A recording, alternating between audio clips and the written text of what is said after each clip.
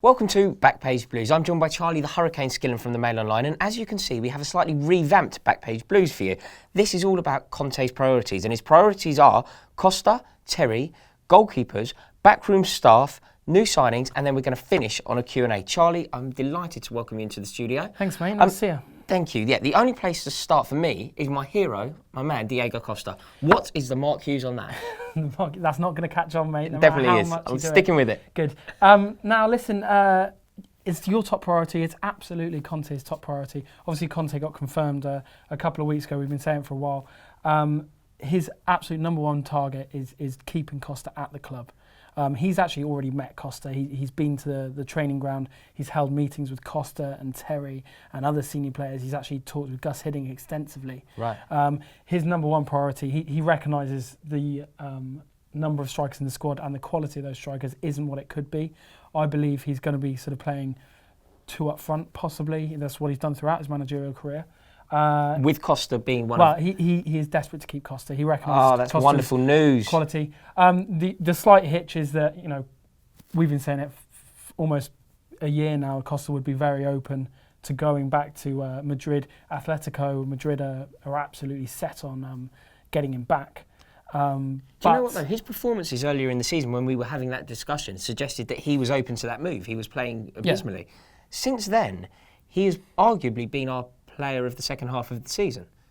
Yeah, no, I mean, so perhaps his not performances... Not that there would be a queue knocking down the door for when that when you think of the might and the effort that he put into the performance, say at Arsenal away, at Paris Saint-Germain away, at Paris Saint-Germain at home.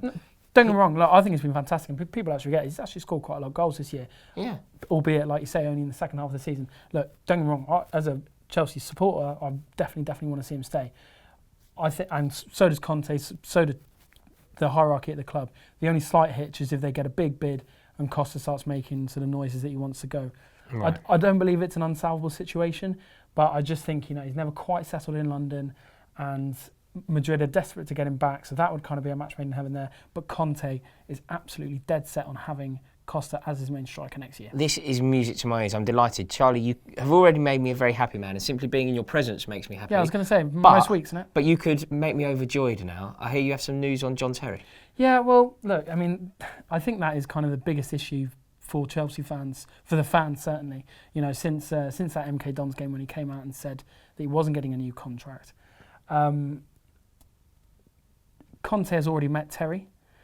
As I said, he wants. I believe that he wants Terry to stay at the club. He's got a sort of tradition of using experienced, dogged centre halves. The slight hitch there is there's still no offer on the table for Terry from the club. Right. Also, if Conte were to play three at the back, I could see that being a problem with Terry. Do you feel like Conte would have enough control over the goings on at Chelsea Football Club to have that being his say? If Conte was to come out and say, I want John Terry at the club, would it be that simple? Personally, I don't think it would be that simple. I think his voice would be a very important voice in a conversation.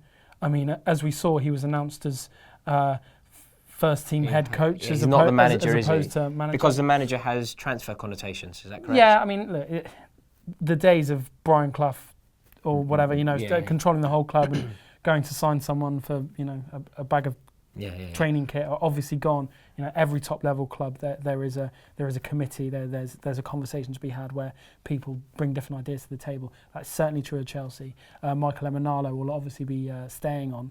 That's now sort of been confirmed. There was slight rumours that, you know, the club's hierarchy weren't too impressed with the signings that he's made. Great news. But yeah, he'll definitely be staying, and Conte we're kind of working with him. Right. Okay. But as far as John Terry goes, I think it's still up in the air. It wouldn't shock me either way at this point, which is an improvement on where we were. From where we were, yeah, precisely. Asking you, I know that it's very difficult to put you on the spot like this, but I'm going to do it anyway. Your gut feeling here? My gut feeling is unfortunately that Terry will probably leave due to the club wanting to move on. if Conte feels really, really strongly about it, I think that could be reversed. Right. Okay. Well, let's try and move on quickly. And as you can tell from our trendy new diagram, we're going to be moving on to talk about goalkeepers. I hope that you're enjoying this new format. Can you do us a favour if you are liking this? Can you give this video a thumbs up? It just helps us monitor if you're liking the changes. And if you're not, of course, we will stop doing it. It's your channel after all. As you can see, though, goalkeepers next on the hit list. What's the news there? Yeah, well, over the past 12 months, Chelsea have sort of found themselves in a goalkeeping crisis, really. I mean, Courtois is going to be one of the stories of the summer, definitely. I mean, look, I'm very well kind of, as people on Twitter have let me know, I'm kind of famous for my views on Courtois. You called this one early though, I Charlie. did. You called this one early. Like Courtois has come in for a lot of stick from Chelsea fans. Yeah. You were the trailblazer Pioneer, here. No. Yeah. Look, I mean, no, I got a lot of stick back in January for sort of calling him out and saying. Didn't you say? Wasn't a quote? I'm going to do it again and hope that loads of people give you grief in the comments here. Didn't you say something along the lines of he's not fit to lace Petr Cech's boots on Twitter? I did say that. I mean, look, I was very angry after. I can't remember what game it was, but I wasn't too pleased. Look, I still believe Cech's a better keeper, but that's natural. He's 10 years older. Yeah.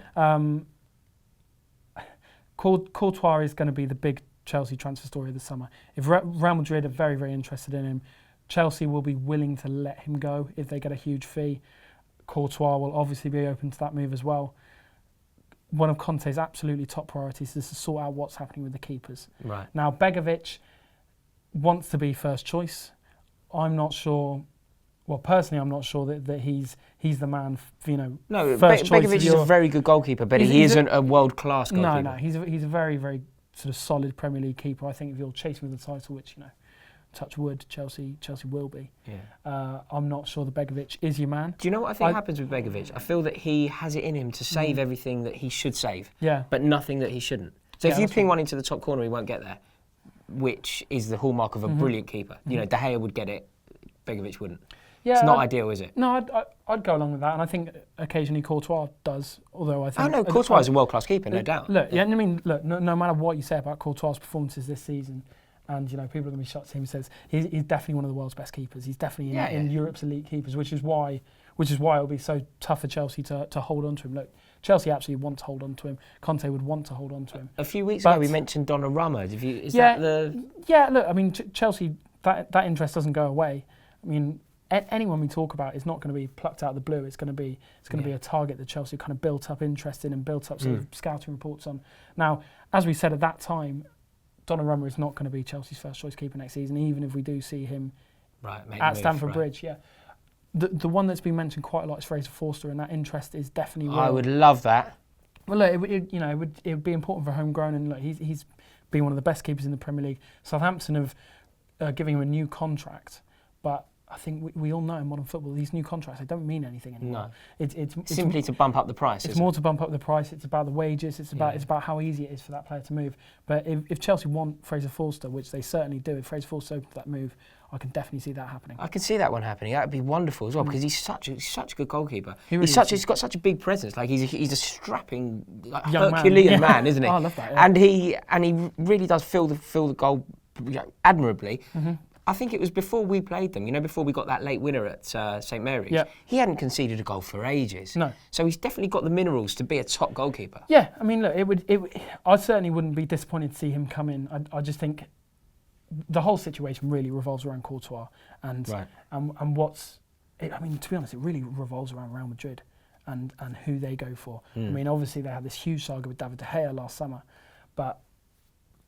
Mourinho could well go to Man United. That's looking very, very likely. De Gea might fancy his chances of staying there. And if Real Madrid go for Courtois big time, then that's definitely a move I can see happening. You touched on something earlier that I was slightly disappointed to hear, and that was that Michael Emenalo is going to be hanging around like a bad penny. Is there any more news around what Conte's going to want to do, backroom staff-wise? Well, actually, Conte's backroom staff and the amount of people that he was bringing over, that actually held this deal up for him to become manager. That actually held it up for a couple of weeks. It's kind of been sorted out. Haven't sort of crossed the T's and dotted the I's of who he's bringing over, but certainly his brother Gianluca Conte is coming over. Gianluca and Antonio. Great. Isn't that welcome to West London? Exactly. They're going to fit in perfectly. Yeah, exactly, definitely. He's got two sort of long-term assistants called Angelo Alessio and Massimo Carrera. they're certainly going to be coming over. He's also going to be bringing some of his scouting team, but there will definitely be a real sort of Chelsea flavour retained. Steve Holland, the club rate very, very highly. He won't be going anywhere. I love Steve Holland.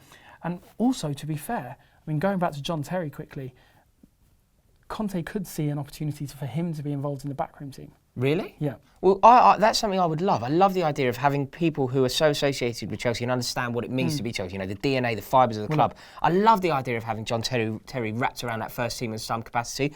I'd like the idea of Didier Drogba being wrapped around it. Yeah, well, look, that was certainly mooted in January. And look, no matter, I mean, we've seen so many managers at the Bridge, no matter who that manager is, the overriding kind of club ethos of having ex-players involved. You know, in the academy, there's a hell of a lot of ex-players involved. Jody Morris is ranked very, very highly. He runs the under-18s team with Joe Edwards. Yeah. Tarandra Flo's involved. Paolo Ferreira's involved. Eddie Newson's involved. Paolo Ferreira is a wonderful man, isn't he? He I is, think he should be more involved with the club. He certainly knows how to treat a lady. Don't you think? The way he dresses and that with his high polo necks on. If you went out on a date with him, you'd have a wonderful evening. You'd be very expensive red wine. I'm thinking about it now. Yeah, he's a truly wonderful man. Yeah, him and Eddie Newton actually run our absolute army of loan players around the globe. Yeah. Okay, so Terry, you've planted a seed there. I didn't really think of that. Terry, perhaps potentially. Possibly. I mean, look, as we said before, the Terry saga is going to be one that runs on and on. But certainly those three I mentioned, those will be coming. Okay, very interesting. So who eye will be coming in? Have we got any eye on any other signings? Who are we hoping to see? I mean, I watched a video on the channel yesterday, which an avid subscriber. Yeah, of course, you know. Rajan Nainggolan is going to be one of Conte's absolute top targets. At this point, you know, we haven't heard a huge amount about this deal, but at this point, I fully expect that to happen. The penny suddenly dropped with me. I understand what video you watched. You watched the one that Sophie presented. Yeah, I don't watch any of yours. All makes sense, doesn't it? Are you even in any? But that Nainggolan is looking like there's some legs with that one. Yeah, definitely. I mean, look, we all know that Chelsea's midfield has not been as kind of dynamic as it should be this season. And he's partial to a tackle, this boy. Nainggolan will certainly bring that. They're big time interested in Vidal. That would be an amazing signing. I think Conte said something like that, didn't he? He is such a good player. I think Conte said that he would sign him for any club that he and was also at. Vidal said, if I ever go to war, I want Conte with me. Really? So could be a match made in heaven. Could be a match made in heaven. I mean, how likely it is that we sort of prize him out of Bayern Munich, and how we ward off interest from other clubs, because make no mistake, you know, he's had problems with injuries, but on form he is one of Europe's best midfielders. So as you know, Chelsea supporters, that would be it would be one or the other though. It would be Nainggolan or Vidal. You don't think we wouldn't be doing a sort of this could it be the summer of 2004 again? Are we going to go bonkers and sign Varane and Joe Cole and everybody? I mean, well, pace our issue. I'm not sure if signing Varane and Joe Cole at this point is going to sort us out. I think Chelsea will spend big this summer, particularly, well, if they spend big this summer, which they will do, it will necessitate selling a big name like Courtois or Hazard. So. Okay. Right, well, that's. I think that's probably all we've got time for, but I've got time for a couple of quick questions for the Q&A. Thank you very much. Thank you very much for getting your questions in. This one is from Jack. He boiled down, wants to know, will Pato be staying at the club? There was quite a lot about this in the foreign press this week, that Conte is a big fan of Pato and wants him to stay. I looked into it. I mean, personally, I'm not so sure that's true. I think Pato will move on. I mean, obviously we were watching him together at Villa. Yeah. Thought he played quite well, actually. Not so good at Swansea. Not so good at Swansea, and I think the thing that you have to remember, granted, you know, it's a very good performance away at Villa. I enjoyed it, won 4-0, but that has got to be the worst Premier League team to have ever graced this earth. That Villa team. I think you're right. I think it's a worse. Has there been a worse team in Premier League history than that Villa team? No, and I remember watching that Derby team that won about 4 points all season. Swindon had a really bad team in about '94. They did. I think they did. But nothing like this. Nothing like this Villa team. The disharmony among the fans and stuff. It's a poisonous atmosphere. It was. So scoring a penalty against them, despite playing very well. He was pretty poor against Swansea. I don't expect him to be at Chelsea next season, though. Right. And a quick one before we finish up is from Connor Wakefield. Go on. Connor Wakefield wants to know, under Conte, what sort of formation are we to expect? Well, everyone's getting very excited about 3-5-2 because that's what Conte sort of played throughout his managerial career. I'm not 100% on board that it would work in England. Certainly, what I'd like to see, as I mentioned, is 2 up front. I don't see any. Chelsea played 4-2-3-1 or 4-3-3 or a variation of 1 up front for the past 10 years. Yeah. Really. I don't see any reason why that couldn't be switched around. Yeah. You look at Leicester this season, look at Spurs, you know. Look what England did with Harry Kane and Jamie Vardy on the pitch. Look what England did. I mean, particularly Leicester. Yeah. You know, Okazaki and Vardy work so well together. It's a pretty basic 4-4-2 Leicester play. I don't see any reason why Chelsea couldn't play two up front, and I think it would bring a kind of new attacking verve to the team. New attacking verve. I'm sold. Hope you've enjoyed this new rendition. And like I mentioned midway through, please comment below and let us know if you enjoyed it, because if you didn't, we will amend, but hopefully you did. And if you did, give it a thumbs up. Comment below, let us know what do you think of the points raised. And as always, if you enjoyed this video, click the subscribe button. Go on you Blues. All right, guys, welcome to the Chelsea Fans Channel. Now, we have been having a good chat with our dear friends over at Squawker, and we have concluded that if Chelsea keep our goalkeeper, Thibaut Courtois, and our striker, Diego Costa, the position in the field that needs the most replenishment is the central midfield.